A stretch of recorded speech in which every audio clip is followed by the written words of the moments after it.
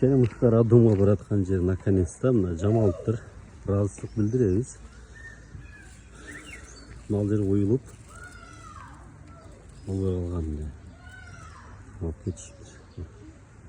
Жакшы азаматтар.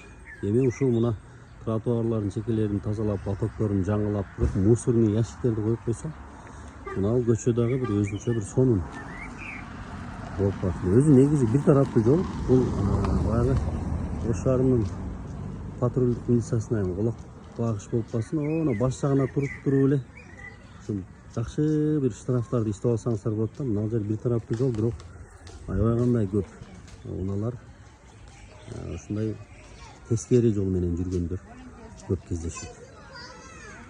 Так ыраазычылык мына асма эске алып, ошол жердеги мына коюлган жерди жамап, жок кылып бергенге